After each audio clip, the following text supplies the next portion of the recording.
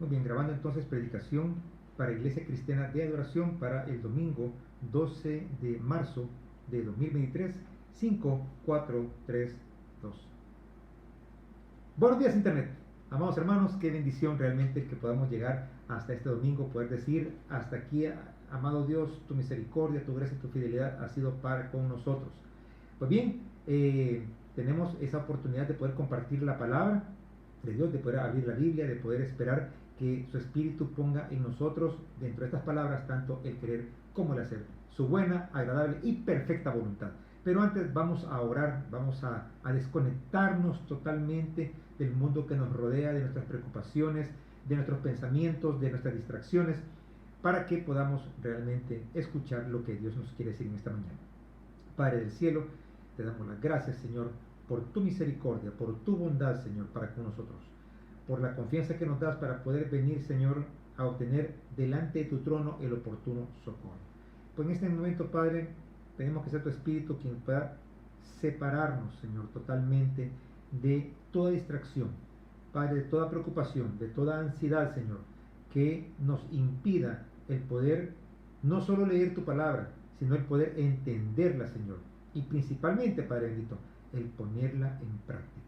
Poder aprender, poder ser redarguido, Señor, poder reflexionar de esto que vamos a ver el día de ahora, Señor. Poder ver en nuestra actualidad este mensaje tan importante, el cual fue enviado a una iglesia, Señor, hace muchos años atrás. Por lo que nos encomendamos a ti en este momento, Señor, encomiendo, Padre, las palabras que saldrán de esta boca, para que solo sea, Señor, tu Espíritu el único que pueda dar mensaje, Señor, incluyéndome a mí, a todos aquellos que están presentes en esta presentación. Gracias te damos en el nombre de Jesús. Amén. Amén. Ok, amados, si me acompañan entonces, por favor, vamos a leer de todas las cartas que se escribieron, ¿verdad?, en el Apocalipsis, en los primeros capítulos. Vamos a leer la carta o mejor dicho, la última carta escrita a una iglesia, que es a la iglesia de la Odisea, y esto se encuentra en Apocalipsis capítulo 3, del versículo 14 al 22. Ok, si lo tienes ahí entonces, dice la palabra de Dios en Apocalipsis capítulo 3, del 14 al 22, y escribe el ángel de la iglesia en la Odisea: he aquí el amén, el testigo fiel y verdadero, el principio de la creación, dice esto: yo conozco tus obras, que ni eres frío ni caliente, ojalá fueses frío o caliente, pero por cuanto eres tibio y no frío ni caliente, te vomitaré de mi boca. Porque tú dices: yo soy rico y me he enriquecido y de ninguna cosa tengo necesidad, y no sabes que tú eres un desventurado, miserable, pobre, ciego y desnudo. Por tanto, yo te aconsejo que de mí compres oro refinado en fuego, para que seas rico, y vestiduras blancas para vestirte, y que no se descubra la vergüenza de tu desnudez, y unge tus ojos con colirio para que veas. Yo reprendo y castigo a los que amo, sé pues celoso y arrepiéntete. He aquí, yo estoy a la puerta y llamo. Si alguno oye mi voz y abre la puerta, entraré a él y cenaré con él y él conmigo. Al que venciere le daré que se siente conmigo en mi trono, así como yo he vencido y me he sentado con mi Padre en su trono. El que tiene oído, oiga lo que el Espíritu dice a las iglesias. Muy bien, yo creo que la palabra está bien clara, yo creo que está bien entendible, pero fíjate, antes que nada, como dice el versículo 14, y escribe el ángel a la iglesia en la Odisea, o sea, a la iglesia que estaba en esta ciudad. Pero fíjate, para poder entender todo lo que en este momento Cristo le está hablando a la iglesia, conozcamos un poco acerca de la ciudad, conozcamos acerca de la Odisea. ¿Por qué? Porque conociendo la Odisea y todo lo que ocurría ahí, vamos a entender por qué se escribió esta carta de esta manera. Para comenzar, ¿dónde está ubicada? Esta estaba cabal donde en la actual Turquía, ¿verdad? Pero en aquel entonces era una combinación entre el reino helénico y el reino romano. El asunto es que fue fundada en el siglo III a.C., entre el año 261 y 246, por Antíoco. ¿Por qué le puso ese nombre? Era el nombre de su primera esposa, Laodice, que significa justicia o juicio del pueblo. No voy a contar todo el relato, pero imagínate qué cosa que obviamente pues fue la primera esposa de Antíoco, ¿verdad? Luego pues se divorció, no sé si se divorció en aquel tiempo, pero se separó, se volvió a casar, no sé cómo fue el tema de los hijos, Pero mira qué cosa que esta mujer terminó dándole, como decimos en buen salvadoreño, jabón, ¿verdad? Envenenó a Antíoco. Es un poco la historia de ellos. Ahora, ¿a dónde se encuentra? Dijimos en la parte de Turquía actualmente, ¿verdad? Aunque sean ruinas nada más los que hay, a 65 kilómetros de la ciudad de Filadelfia. Era un excelente nudo de comunicaciones porque ahí convergían dos o tres de las rutas más importantes de comercio. O sea, desde el comienzo de la época romana fue un gran centro comercial y administrativo. Bueno, era una ciudad banquera. Ellos literalmente hasta acuñaban sus propias monedas. O sea, ahí se hacían todos los intercambios porque realmente era un lugar bien estratégicamente colocado para poder hacer negocios. Fíjate bien, era una ciudad opulenta y esto venía de fructuosas operaciones bancarias y numerosas transacciones comerciales. Como dijimos, ellos tenían su propia moneda de cambio. Ok, eran extremadamente orgullosos de sus riquezas. Fíjate que a qué punto, y esto va a ser muy importante más adelante, en el año 60 o 61 después de Cristo, esta es una región de muchos temblores y terremotos, igual que aquí en el país, ¿verdad? Ha estado sintiendo en estos días los temblores. Pues imagínate qué tan rica era esta ciudad económicamente hablando, que el terremoto del 60 o 61 después de Cristo casi que destruyó toda la ciudad. Bueno, pues ellos se podían dar el lujo de no pedir ayuda o de no aceptar ayuda de otros pueblos, principalmente el pueblo romano, que era quien entre comillas lo auspiciaba, porque ellos tenían lo suficiente para poder surgir de las cenizas, surgir de los escombros. Bueno, lo único que creo que lograron, porque el mismo pueblo, la misma Roma ofreció, fue el que ellos mientras reconstruían no pagaran impuestos, pero realmente era una ciudad bastante próspera. Bueno, no sé si la palabra es próspera, por lo que veremos más adelante. Bueno, también ellos eran conocidos por una floreciente industria de los tejidos. Ellos eran comerciantes de y se le llama una fina lana negra y también de alfombras. Además de eso, era la sede de una prestigiosa escuela de medicina, sobre todo oculista. Habían dos oculistas ahí, cuyos nombres no recuerdo, que eran muy famosos. Bueno, de hecho, de esto, ellos... una industria dentro de la medicina que tenían ellos era una pomada que hacían pulverizando una piedra que ellos tenían ahí. Y dicen que era una pomada famosísima que era muy bueno para los ojos. Ok, pues bueno, esto es lo que tenemos nosotros acerca de la ciudad. Quien fundó o a quien se envió a fundar la iglesia allí en la Odisea fue Epafras de Colosas. Ahora, ¿cómo es esta carta? A diferencia de las demás cartas que no hemos visto, pero pues en algún momento las estaremos viendo, esta me pareció muy importante porque, según los comentaristas, es la que refleja más la situación que vive, o sea, describe muy bien la situación actual desde el siglo XX para acá, por decirlo de una manera. Entonces, vamos a ver que esta es una carta, como la leímos, es severa, ¿verdad? Trae muchos reproches, ¿verdad? No como en el caso de la Filadelfia, que había mucha alabanza. En este caso no había ni alabanzas ni honrosas excepciones, ¿verdad? Pero había una mezcla muy especial, ¿verdad? Había una fina ironía y una delicada ternura dentro de estos reproches que se hacen. Ok, comencemos viendo entonces los puntos importantes de esta carta. En primer lugar, ¿cómo se presenta Cristo? ¿Cómo se presenta el Señor? Está en el versículo 14, donde dice: he aquí el amén, el testigo fiel y verdadero, el principio de la creación de Dios, dice esto. Ok, ahí tenemos tres formas, tres títulos, tres verdades, tres realidades con las que se describe Cristo. Número uno dice el amén. Ok. Para poder entender esto del amén, vámonos a 2 de Corintios 1, del 19 al 21. Si tú estás en este momento viendo y tienes tu Biblia, puedes buscar 2 de Corintios 1, del 19 al 21, y si no, pues yo te lo leo, que dice así: porque el Hijo de Dios, Jesucristo, que entre vosotros ha sido predicado por nosotros, por mí, Silvano y Timoteo, no ha sido sí y no, mas ha sido sí en él, porque todas las promesas de Dios son en él, o sea, en Cristo sí, y en él amén, por medio de nosotros, para la gloria de Dios. Todo es para la gloria de Dios. Y el que nos confirma con vosotros en Cristo, y el que nos ungió es Dios. En pocas palabras, Cristo es aquel en quien la revelación de Dios haya su perfecta respuesta y cumplimiento. ¿Qué significa la palabra amén? Amén viene del verbo amán, que significa sustentar, soportar, que da firmeza y seguridad. Ahora, en esta cita bíblica lo que podemos ver los significados es firme, fiel y veraz. Como una especie de adverbio que es el que ocupamos nosotros cuando oramos, es de cierto así es, así sea. Por eso es que nosotros cuando terminamos una oración, ¿verdad? Conociendo todas estas palabras, y a veces lo hacíamos pues nada más por ver lo que hacían otras personas, es cuando decimos en el nombre de Cristo Jesús, amén. De cierto así es, así sea.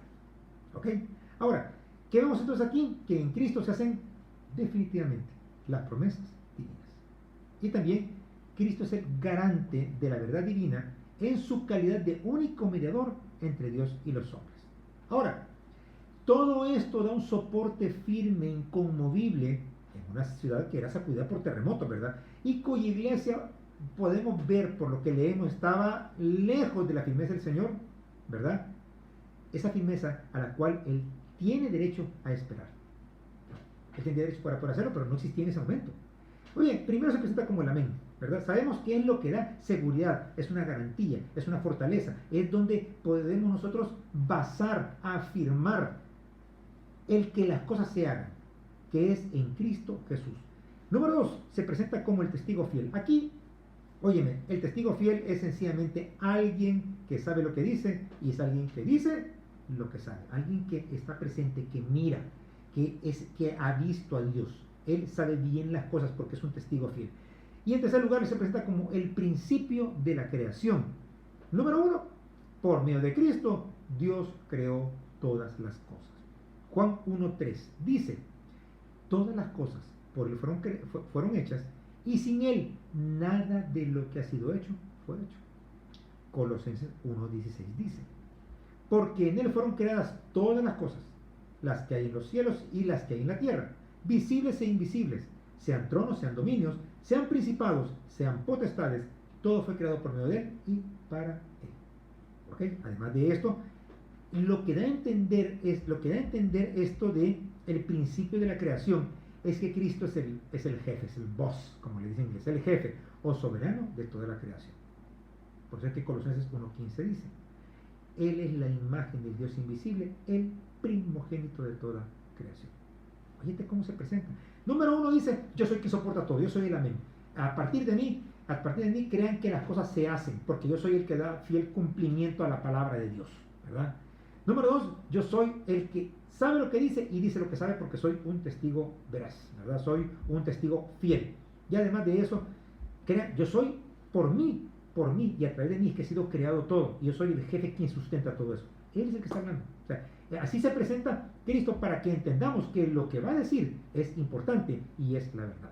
Ok, entonces, eso aparece en el versículo 14. ¿Qué vemos en el versículo 15? La reprensión, porque esa es como la base de lo que está ocurriendo aquí. Y dice, versículo 15 dice, yo conozco tus obras, que ni eres frío ni caliente. Ojalá fueres frío o caliente, dice. Ok, estamos hablando entonces que era tibio. Y esta tibieza no expresa una condición mediocre, sino que una condición malísima. Ahora mira, ¿por qué te hablé desde un principio acerca de la ciudad de Laodicea? Porque un problema tal vez que sí tenían ellos, buscando en internet, es que ellos no contaban con manantiales de agua propia, sino que ellos recibían, o sea, compraban, mercadeaban con el agua. Y si no mal recuerdo, ellos recibían agua fresca de Colosas, que creo que estaba más cerca, y de Hierápolis, pero la de Hierápolis era un agua termal, venía llena de minerales. Entonces, cuando venía bajando el agua, dicen que hasta la fecha todavía están esos acueductos a través de los cuales llegaba el agua. Entonces, la cuestión era que cuando esa agua llegaba ya a la ciudad de la Odisea, llegaba tibia, pero un tibio nauseabundo, o sea, no se podía tomar. Y si la querían ocupar para bañarse, ya estaba muy fría, ¿verdad? O sea, a esto nos referíamos nosotros, ¿verdad? Entonces, con esto lo que se estaba describiendo, y lo entendían muy bien los laodicenses, era que la condición que se está explicando con esta tibieza es que era una situación totalmente malísima. ¿De qué estamos hablando?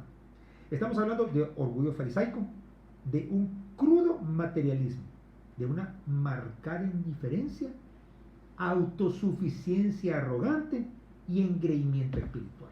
Es decir, yo lo sé todo, ¿verdad? O sea, fíjese que estamos hablando, el orgullo farisaico de mostrar mis obras.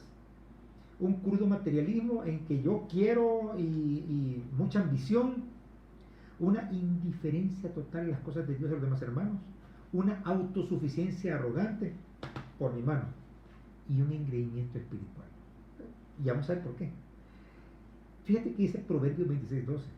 Dice, más se puede esperar del necio, del frío, del que está frío, que de quien se cree muy sabio. Tenemos el caso, por ejemplo, cuando Pablo se presenta a Agripa. Fíjate, Pablo podemos decir que era un hombre frío, porque él, al igual que Zaqueo, ¿se acuerdan? Zaqueo era un mercantil, un cobrador de impuestos, no recuerdo bien qué era, pero él tuvo un encuentro con Cristo Jesús y su vida cambió. Tenemos el caso de Pablo, de Saulo, que era un perseguidor de la iglesia, o sea, terrible. O sea, él deseaba la muerte de los cristianos. Y mira, estando frío, realmente frío, llegó a ser el apóstol a los gentiles. Teníamos siempre dentro del caso de Pablo su encuentro con el rey Agripa, en donde vemos en en Hechos, capítulo 26, versículo 28, después de la disertación que hace Pablo ante Agripa, le dice, entonces Agripa, después de que le habló, le dijo Agripa a Pablo, entonces Agripa dijo a Pablo, por poco me persuade ser cristiano. Tibio, o sea, ahí ni caliente ni frío, ¿verdad? Ok, entonces, esta es la reprensión que vemos en el versículo 15. Ahora, esta reprensión tira una amenaza. Está en el versículo 16, que dice, pero por cuanto eres tibio, ya vimos todas las condiciones de esa tibieza, o sea, lo que describe ser tibio, y no frío ni caliente, te vomitaré de mi boca. Pero fíjate que en la gran mayoría de versiones no dice que lo hará, sino que dice estoy a punto, así estoy, así estoy de escupirte. ¿Qué se está ofreciendo con esto? O sea, el hecho de decirte, no que te va a escupir, sino que estoy a punto de escupirte, ¿verdad? Se le está ofreciendo a la iglesia una oportunidad de poder retomar el buen camino. ¿De qué estamos hablando? De una comunión con el Señor, comunión con los hermanos y la predicación, el testimonio del Evangelio. Lo que pasa es que estamos hablando de creyentes que son los que se presentan santos en la iglesia. O sea, tú los ves santos en la iglesia, ¿verdad? Ahí luz en luz, ¿verdad? Pero afuera resultan ser mundanos. Es decir, aquellos que dicen la iglesia es la iglesia y el mundo es el mundo. Nada que ver, o sea, una situación carnal terrible. O sea, son creyentes definitivamente que no resultan agradables a Dios. ¿Ya? O sea, de eso estamos hablando. Algo que es extremada común en las iglesias de hoy. ¿Qué es lo que implica esta oportunidad? O sea, implica dejar de ver el mundo como lo veía la mujer de Lot. ¿Se acuerdan que ella iba corriendo y todavía se quedaba viendo para atrás para ver? Yo no sé si ella era la curiosidad o era el deseo de decir lo que estoy dejando atrás. Y ahí quedó. O sea, eso es lo que implica. Pues la amenaza resulta ser una oportunidad. Una oportunidad de, miren, estoy así estoy, de escupirlos, de tirarlos. Pero ¿qué está diciendo esto? Está diciendo que hay una oportunidad para volver nuevamente al camino. Ok, veamos entonces cuál es el fundamento de ese engreimiento espiritual de los cristianos de la Odisea. Versículo 17, la primera parte dice, ¿por qué? ¿Por qué estoy así de escupirlos? O sea, ¿a qué me refiero con que son tibios? Porque tú dice el versículo 17, yo soy rico y me he enriquecido y de ninguna cosa tengo necesidad. ¿Ya? ¿Se acuerdan? Que hablamos acerca de que ellos, cuando en esa situación de terremoto y de destrucción, ellos dijeron, no, tranquilos, nosotros podemos. O sea, eso que se presentaba. Entonces, ¿de qué estamos hablando nuevamente? De orgullo farisaico. Ellos disfrutaban de su opulencia material y de sus comodidades, de todo lo que los distraía. Se creía, esta parte es muy importante, ellos se creían bendecidos en la prosperidad de sus negocios. Y para ellos entonces, si no había prosperidad, no eran bendecidos por Dios. O sea, no quiero decir que el tener la capacidad, porque la verdad es que, como veremos más adelante, quien da la capacidad de hacer la riqueza es Dios. Pero no podemos nosotros creer que solo estando en esa condición tenemos la valía, tenemos el favor de Dios. O sea, ojo con lo que voy a decir ahorita. Pensar que estamos en una situación buena no quiere decir que estemos bien con Dios. Porque cuando ocurre algo malo, estamos mal con Dios entonces. No, cuando entendamos nosotros que nosotros también seremos probados. Y la prueba de nuestra fe produce paciencia, dice. Vamos a ver más adelante qué ocurre cuando pasamos por todas estas pruebas y dificultades. Entonces, como repito, bien importante, ellos se creían bendecidos por Dios en la prosperidad de sus negocios. Es más, se presentaban tan farisaicamente que hasta ellos, por ser vistos y por sus obras, daban más de lo que la ley mosaica exigía. En pocas palabras, ellos se manifestaban y se veían que eran amadores de sí mismos. Amados, y es lo que vemos en las iglesias, amadores de sí mismos. Aquellos que siempre quieren estar adelante, aquellos de los cuales dicen, es que mire, usted conociera al hermano Quique, no, es que qué ve. O sea, es amadores de sí mismos. O sea, o se lavaban ellos mismos o estaban deshonrando a otras personas, ¿verdad? O estaban deshonrando a otras personas. Entonces, vuelvo y les recuerdo el tema del terremoto, o sea, ellos no necesitaban absolutamente de nadie. Ok, luego vemos lo que es la jactancia de no necesitar absolutamente nada, ¿verdad? Aparte de esto que hemos visto. Dice el versículo 17, o sea, la segunda parte dice, y no sabes, o sea, después de haber dicho, porque tú dices, yo soy rico y me he enriquecido y de ninguna cosa tengo necesidad, pero ¿qué le dice Cristo? Y no sabes que tú eres desventurado, miserable, pobre, ciego y desnudo. Creo que vale la pena que podamos así desglosar, ver qué quiso decir con cada palabra. Por ejemplo, desventurado. Desventurado, lo que les quiso decir eran cristianos a medias, que creían que sus beneficiosas transacciones bancarias y su opulencia eran una ventura y una bendición de Dios. Es lo que estamos hablando hace un momento. Eso es lo que ellos creían. O sea, ellos justificaban cualquier cosa que hicieran diciendo, sí, esta ha sido la bendición para mi vida. Y entendiendo que si eso cambiaba para mal, estaban mal con Dios. O sea, su vida espiritual no podía verse fuera de ese creerse que eran lo que no eran. O sea, en otras palabras, ellos lo que no entendían era que el oro de sus bancos no era moneda corriente en el reino de los cielos. Desventurados, miserables, quiere decir dignos de lástima, ya que ellos, ¿qué se creían? Autosuficientes, menesterosos. Mira, un menesteroso es exactamente alguien mucho más bajo que pobre. O sea, no solo carecen de bienes, sino que tienen que mendigar para poder sobrevivir. ¿Por qué? Porque ellos se creían ricos hasta la opulencia. Luego dice que eran ciegos, pues no se percataban de su lamentable estado espiritual. O sea, ellos querían tener buena vista espiritual por sus colirios y sus prestigiosos oculistas. O sea, es tremendo cómo ellos querían explicar su crecimiento espiritual a través de su situación material. No era así como funcionaba.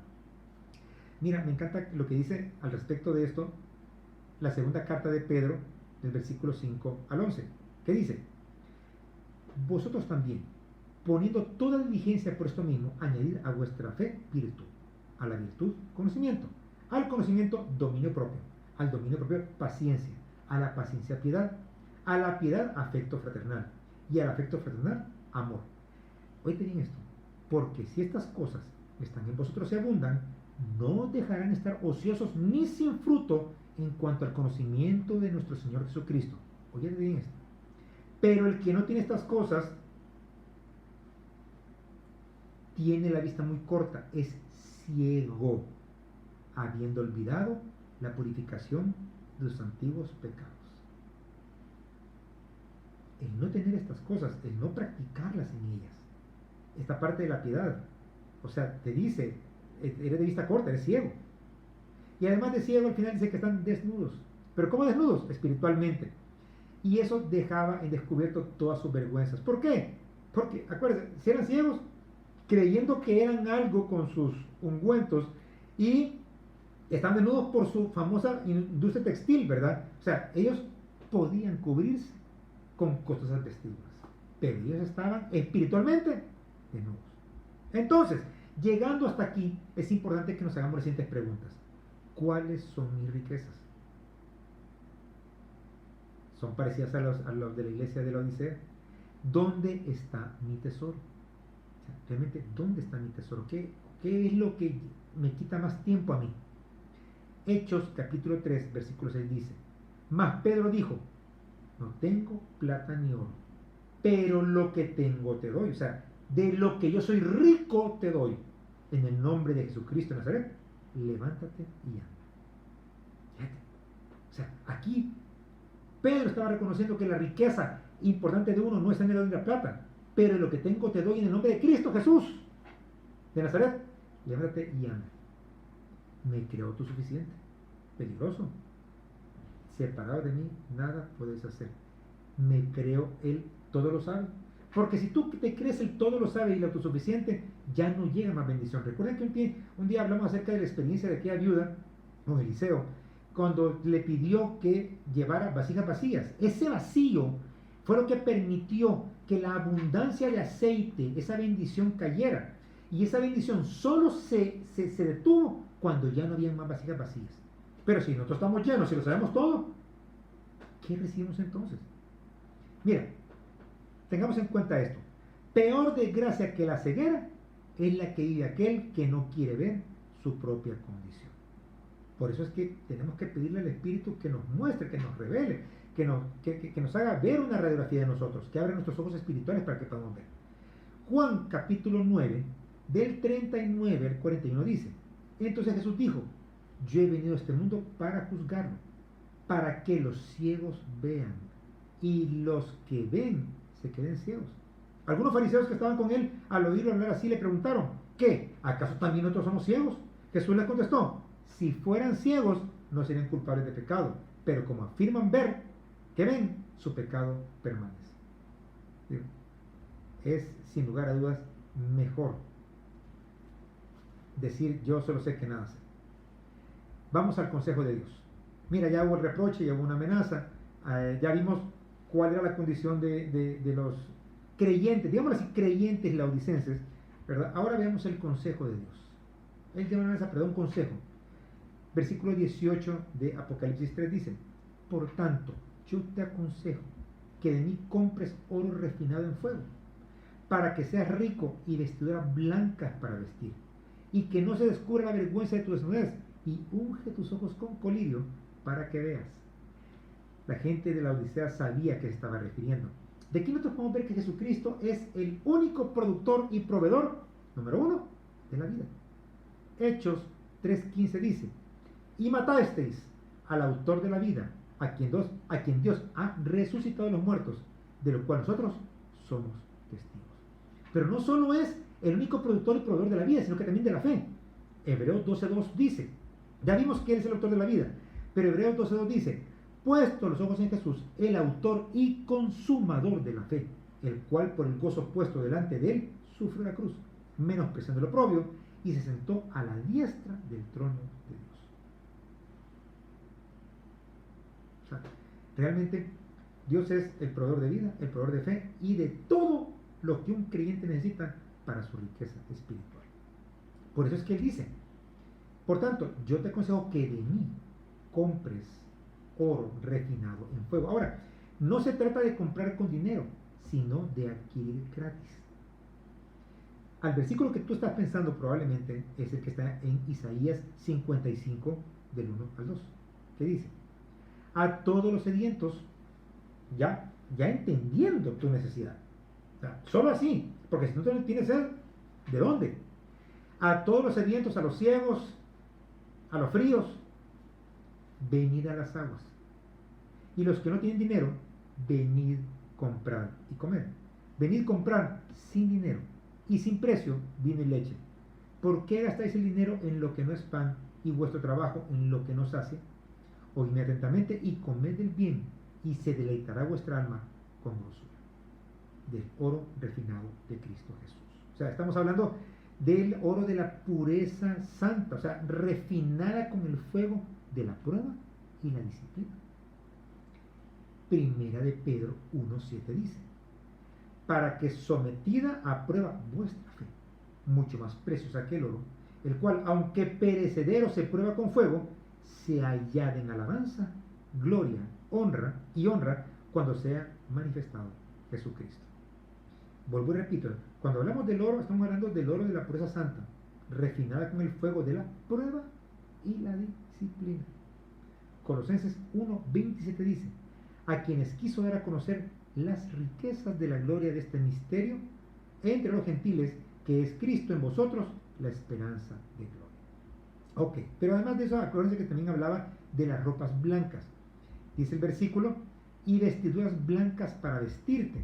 Ahora, ¿qué representan, qué simbolizan las ropas blancas? La justificación, la santidad divina, de paz, de victoria y de alegría festiva. Eclesiastés capítulo 9, del 7 al 8 dice, y a mí me encanta, miren, a mí me encanta este versículo, de hecho yo creo que por eso no lo traigo puesta, pero a mí me encanta mucho la ropa blanca, ¿verdad? Hay cosas que a veces yo decido cuando compro, si elijo colores, yo lo elijo blanco. Y una vez leí esto y me encantó, me gustó. Dice Eclesiastés 9, del 7 al 8, anda y come tu pan con gozo y bebe tu vino con alegre corazón, porque tus obras ya son agradables a Dios. En todo tiempo sean blancos tus vestidos y nunca falte ungüento sobre tu cabeza. ¿Pero qué representa esto? Vuelvo y repito, justificación, santidad divina, ¿verdad? Son ropas de paz, de victoria y de alegría festiva. Y por último, ¿verdad? Un colirio espiritual para los ojos del corazón, para poder ver el verdadero valor de las cosas. Esto es, ¿se acuerdan? Por ese colirio famoso que ellos tenían, que ellos producían y que ellos vendían. Efesios capítulo 1, versículos 17 y 18 dice: para que el Dios de nuestro Señor Jesucristo, el Padre de gloria, os dé espíritu de sabiduría y de revelación en el conocimiento de Él, alumbrando los ojos de vuestro entendimiento, para que sepáis cuál es la esperanza a que Él os ha llamado, y cuál es la riqueza de gloria de su herencia en los santos. No la que se queda aquí, no la de la polilla, no con la que Cristo dice, son ciegos, desventurados, miserables, desnudos, no, sino que esta de gran valor. Muy bien, seguimos entonces. El versículo 19 nos muestra, número 1, el amor del Padre y también el mandamiento. Dice el versículo 19: yo reprendo y castigo a todos los que amo. Imagínate, como un padre, es el amor del Padre. Yo reprendo y castigo a todos los que amo. Sé pues celoso y arrepiéntate. Proverbios capítulo 3, versículo 12 dice: porque Jehová al que ama castiga, como el Padre al Hijo a quien quiere. O sea, se está hablando de un afecto entrañable, no cruel por cierto, pero sí es severo, para bien de los educandos. Cuando se dice que sea celoso, acuérdense de lo que vimos, ¿no? que ojalá fuera frío o caliente, pero en este momento cuando dice sea celoso, sea caliente, ¿verdad? El arrepentimiento había de implicar sustituir la complacencia, porque para el odicense la vida cristiana era de complacencia personal. Ese era su Dios, esa era su forma por la cual Cristo decía miserables, desventurados y todo lo demás que escuchamos hace un momento. Entonces, sé caliente, ¿verdad? Pero entonces, el arrepentimiento había de implicar sustituir la complacencia por una celosa preocupación, un temor reverente.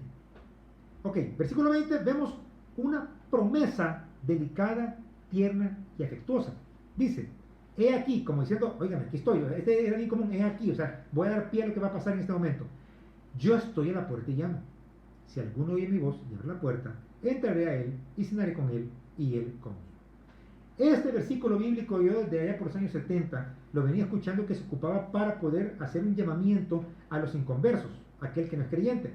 No es así. Aquí le está hablando a creyentes, no le está hablando a inconversos, le está hablando a una iglesia.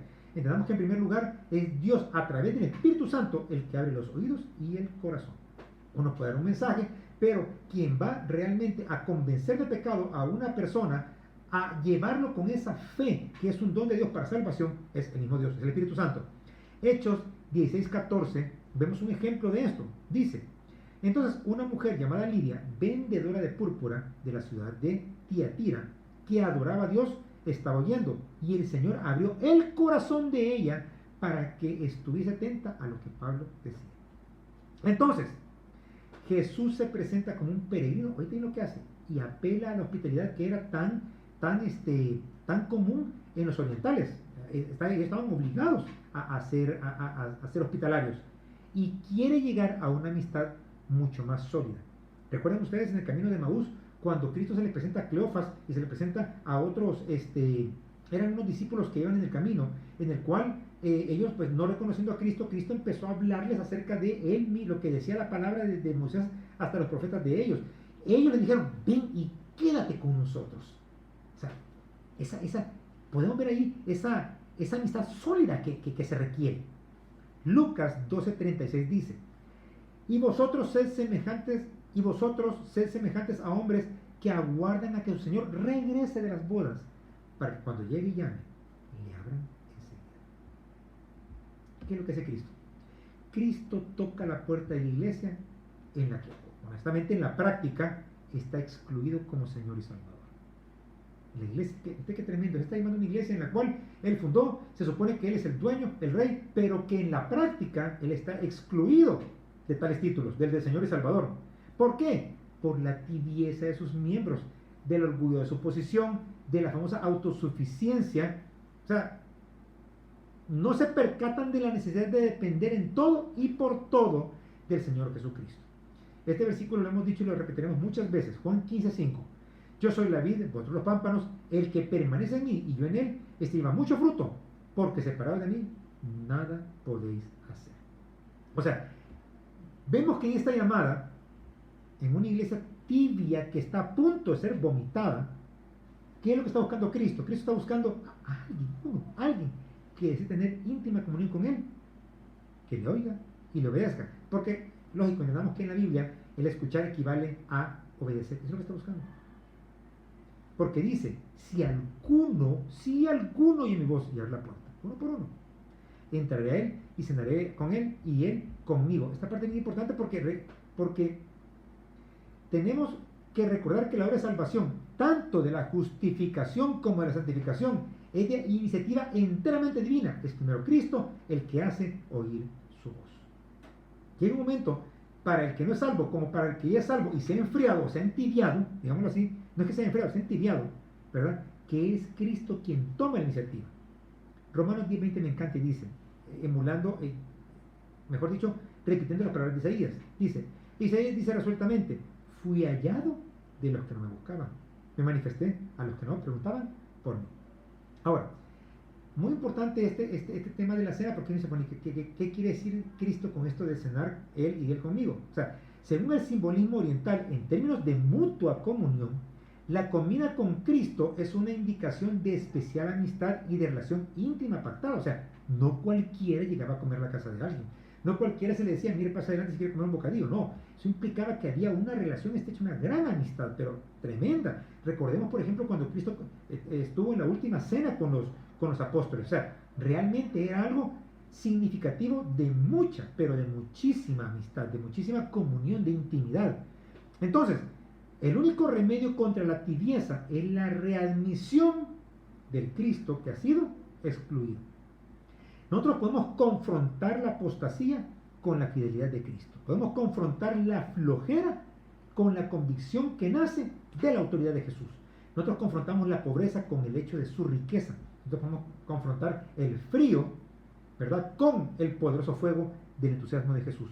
Y nosotros confrontamos la muerte con la vida divina que hay en el don de Cristo Jesús. Terminamos entonces con una promesa escatológica, o sea, a futuro. Versículo 20 dice, al que venciere le daré que se siente conmigo en mi trono, así como yo he vencido y me he sentado con mi Padre en su trono. Aquí se está refiriendo al trono del Cordero. Apocalipsis 22:1 dice, después me mostró un río limpio de agua de vida, resplandeciente como cristal, que salía del trono de Dios y del Cordero. O sea, según esta cita, este trono lo compartirán los que tengan parte en la primera resurrección. Apocalipsis 24 dice, y vi tronos y se sentaron sobre ellos los que recibieron facultad de juzgar, y vi las almas de los decapitados por causa del testimonio de Jesús y por la palabra de Dios, los que no habían adorado a la bestia ni a su imagen, y que no recibieron la marca en su frente ni en sus manos, y vivieron y reinaron con Cristo 1000 años. Apocalipsis 22:5 dice, no habrá ahí más noche y no tienen necesidad de luz de lámpara ni de luz del sol, porque Dios el Señor los iluminará y reinarán por los siglos de los siglos. Ojo, esta íntima comunión entre el creyente y Cristo comienza en esta vida, pero se hará manifiesta en la segunda venida del Señor. Primera de Juan 3:2 dice: amados, ahora somos hijos de Dios, y aún no se ha manifestado lo que hemos de ser, pero sabemos que cuando Él se manifieste, seremos semejantes a Él, porque le veremos tal y como es. Y con esto, ¿qué es lo que se va a realizar? Para ir finalizando, 3 versículos bíblicos. Juan 14:23. Es que mejor que la palabra hable, en vez de meter uno las patas.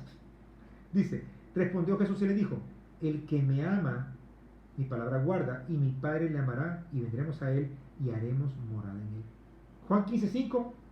Vuelvo y repito: yo soy la vid, vosotros los pámpanos, el que permanece en mí y yo en él, este lleva mucho fruto, no el que está tibio, ¿verdad? Porque separados de mí, nada podéis hacer. Y por último, primera de Juan 2, del 24 al 25 dice: lo que habéis oído desde el principio, permanezca en vosotros. Si lo que habéis oído desde el principio permanece en vosotros, también vosotros permaneceréis en el Hijo y en el Padre. Y esta es la promesa que Él nos hizo, la vida eterna. ¿Viste por eso? Una iglesia que creía tenerlo todo, que se jactaba de su autosuficiencia, de sus vestiduras, de sus colirios, y eran desventurados, ciegos, pobres, menesterosos, desnudos, pobres. A quien Cristo le dice: vengan, aquí estoy yo para que compren oro refinado de mí, para que tengan ropas blancas, ¿verdad? Y no las negras, ¿verdad? Que las negras finas, que no cubren, sino las blancas, que implican esa festividad, que implican esa justificación, esa salvación. Pónganse ese colirio para que ya no sigan ciegos. Y por último, el consabido estribillo: el que tiene oído, oiga lo que el Espíritu dice a las iglesias. Amado, mejor que fueras caliente o frío, porque frío tienes una oportunidad, y caliente, pues eres celoso, ¿verdad? Eres celoso. Pero tibio, estás así, de que el Señor te vomite. Pero Él te dice: yo estoy a la puerta y llamo. Si alguno, tú, oyes mi voz, dice Él, y me dejas entrar, yo entraré contra ti. Cenaremos juntos, tendremos esa comunión importante. Vamos a orar. Padre bendito, damos las gracias por esta palabra, Señor, que es tan, pero tan real, Padre. Y no solo real, sino que es tan actual, Padre Santo.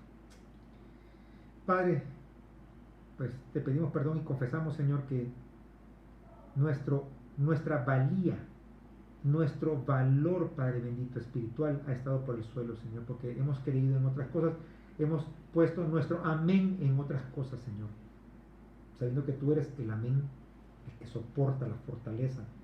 Tú eres el testigo fiel que sabe lo que dice y dice lo que sabe. Pero además tú eres, Señor, quien sustenta la creación por ti, que fue creado todo, Señor. Te damos las gracias en este momento, Padre bendito. Señor, abrimos esta puerta. Abrimos la puerta, Señor, para poder tener esa comunión íntima contigo, Padre Santo. Sabemos lo que viene a futuro, Padre Santo, pero es en este momento, Señor, en el cual, Padre, te abrimos la puerta de nuestros corazones para que tengamos esa intimidad, Padre bendito. Gracias por esta palabra, Señor. Gracias por la esperanza que tenemos, Padre. Gracias, Padre, porque no es que nos vayas a vomitar, sino que nos estás dando esa oportunidad para que nosotros, Padre, podamos arrepentirnos y seamos celosos, Padre Santo. Gracias te damos en esta mañana, en nombre de Cristo Jesús. Amén. Bueno, amados, el mensaje a la Odisea es un mensaje actual. Así es que, pues, si tú ves a bien el poder compartir este video con otras personas, hazlo. Porque Cristo está a la puerta llamando. Solo está esperando que alguien, que un creyente, no estamos hablando de inconversos, estamos hablando de que un creyente que ha desviado su mirada, lo deje entrar para cenar con Él y tener esa intimidad. Así que, amados, en el Señor, que esta palabra se haga vida en la vida de cada uno de ustedes, y pues será hasta el próximo domingo que tendremos la oportunidad de poder compartir a través de las plataformas o presencialmente de la vida de Dios. Así que muchas bendiciones.